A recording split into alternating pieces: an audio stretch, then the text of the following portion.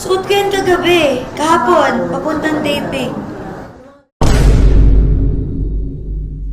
Now that I'm seeing this, I'm sure na I'll do something about it.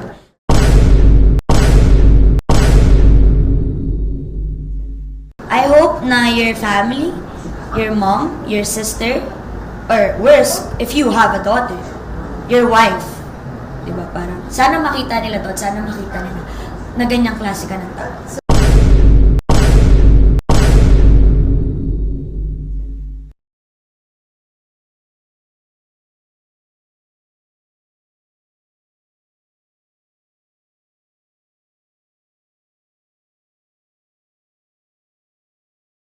Kamakailan ay nag-viral ang post ng driver ng isang Transport Network Vehicle Service o TNVS hindi dahil sa isang litrato na kasama ang aktres na si Xairiel Manabat sa loob ng sasakyan, kundi dahil sa caption ng naturang post. Ito kasi ang sabi sa post ni Boss Toyo Mansi sa Facebook. Nagulat ako nagpapapicture sa akin. Xairiel Manabat. Kuya, picture tayo bago ako bumaba. Ako. Sure ma'am, wag mo lang benta picture ko. Ang laki ng bata na yan. Sa comment section naman ay makikitang malalaswa ang naging palitan ng komento. Kaya naman kinall out ng netizens ang nasabing TNVS driver dahil sa pambabastos nito sa aktres. Nitong Miyerkules, April 8, 2026, ay nakapanayam ng entertainment media si Xairiel pagkatapos ng media conference ng bagong pelikulang 18th Rose at doon ay hiningan siya ng reaksyon tungkol sa post ng nasabing TNVS driver. Ipinakita ng TV5 reporter na si MJ Marfori kay Xairiel ang post ng TNVS driver kalakip ang litrato nilang dalawa at kinumpirma ng aktres na yon ang suot niya papuntang taping noong April 7, 2026. Inilahad ni Xairiel na hindi raw niya agad napansin yon dahil hindi niya madalas hawak ang cellphone niya. Ngunit tiniyak naman ng aktres na hindi raw niya palalampasin ang pambabasto sa kanya ng nasabing TNVS driver. May question na din kami, if you don't mind, parang nag-viral yung pagsakay mo sa Rano. Would you see that? Alin? Ito, Pwede ba magbanggit ng brand? Hindi. Ah, okay. Hindi, if you don't mind. Sorry, parang may ganyan. If you don't mind, answer. Kailan yan? Ganyan yung comment. Kailan ba yan? Papunta ka dito? Kailan ba yan eh? Di ba ba yung kaso ko siya? Kailan yan? Suot ko yan kagabi, kahapon, papuntang taping. Yung mga ganyan medyo Marami yung mga fans mo, may nagtatanggol ka agad. Okay. Hindi pa kasi ako nag-phone. Hindi kasi ako pala phone. Pero now that I'm seeing this, I'm sure na I'll do something about it.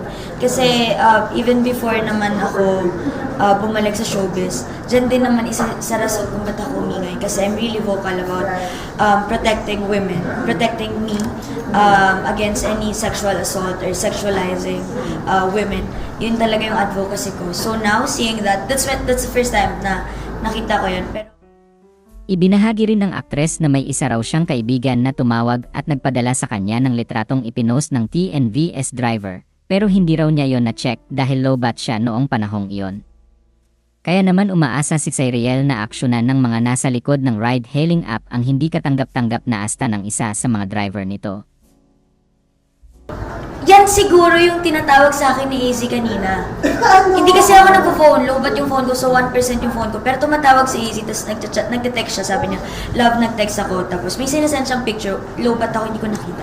Siguro yan yun, pero now that I'm seeing it, hindi ko yun papalagpasin. Of course, hindi dapat nagiging entertainment yan in any forms. And at the same time, I hope the platform or the app should do something about this because it's not petty, it's not something na any woman or anyone, not just women, should experience on a daily basis. Ayon pa sa aktres, hindi raw dapat maranasan ng sinumang babae ang ganoong pambabastos. Sinigurado din niyang gagawa raw siya ng hakbang tungkol doon. Also, sobrang nagulat ako kasi papunta lang ako ng trabaho niyan. And imagine kung gaano kahirap yung buhay ng isang babae. Nagtrabaho ka lang, may nagpa-picture lang sa'yo. You're just being kind, you're just being a human, a decent human being. And you get this in return. So, and it's not, again, it's never about the piece of clothing. Nakapantrabaho ako. Maayos ko siyang kinausap. As far as I can remember, ang bait-bait ko sa kanya. Nag-tip pa nga ata ako kasi naiya ako pag may pinaghihintay akong tao. So, wow, I hope na your family, your mom, your sister, or worse, if you have a daughter, your wife, di ba parang, sana makita nila na ganyang klase ka na tao. Such a mundane thing. I mean, going to work, transport, Yeah. and something like that. Maybe I'll do something about it. I'm sure I'm gonna do something about it.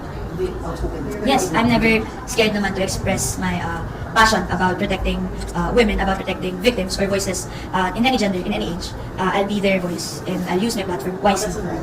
There's nothing to be scared or to be afraid of. No, it's okay. Hindi niya sisirain. Nakaka-inspire. Nag-fuel lang siya ng reason for us to be more brave and for us to be to spread more awareness about this kind of topic. Thank you for using this time para mag-spread din ako ng words. So you're all the best, guys. Let's pray for those kind of people. Samantala, ipinarating naman ng netizens sa Grab Philippines sa X, o dating Twitter, ang hindi katanggap-tanggap na asta ng nasabing TNVS driver. Kaya naman nakarating sa Grab Philippines ang panawagan ng netizens at nagbigay ng tugon tungkol doon. Ito ang nakasaad sa post ng Grab sa X. Thank you for bringing this to our attention. At Grab, we practice zero tolerance for inappropriate contact and other misconduct. Rest assured, we have invited the driver involved as part of our full investigation and are committed to taking the necessary actions. Kasunod nito ay nagbigay ng update ang Grab Philippines sa X. Sa naturang post, humingi ng tawad ang Grab kay Xairel dahil sa hindi katanggap-tanggap na experience na naranasan nito noong araw na yon. Sinabi rin ng kumpanya na direkta silang nakipag-ugnayan sa aktres at handa rin silang makipagtulungan sa mga otoridad. Ibinahagi rin ng Grab na batay sa kanilang initial investigation ay preventive suspension ang ipinataw sa TNVS driver na sangkot. Sinabi rin ng kumpanya na ang ganoong pag-ugali ay maituturing na grave violation at bannable offense sa ilalim ng kanilang driver guidelines. Ito ang nakasaad sa post ng Grab Philippines sa X. Grab Philippines extends its sincere apology to Ms. Xairel Manabat for the unacceptable experience she had with a driver. What was reported is deeply concerning and does not reflect the standards we uphold on the platform. We are already in direct contact with Ms. Manabat, have offered our full support, and ensured her concerns were heard. We are also prepared to cooperate fully with relevant authorities. Upon our initial investigation, the driver partner involved has been placed under preventive suspension. Grab affirms that such behavior constitutes a grave violation and a bannable offense under our driver guidelines. While all driver partners on the Grab platform undergo mandatory safe spaces and anti-harassment training through Grab Academy and accredited partner organizations, we recognize that this incident demands more than a restatement of existing protocols. We are now undertaking a comprehensive review of our driver behavior protocols, including those governing post-trip conduct, and will introduce further safeguards to address any gaps this incident may have exposed. Every person who uses Grab has the right to feel safe. We will continue to hold ourselves and our driver partners to that standard without exception. If any part of your journey falls short of a secure experience, report it immediately through the Grab app's 24/7 Safety Center so we can take action.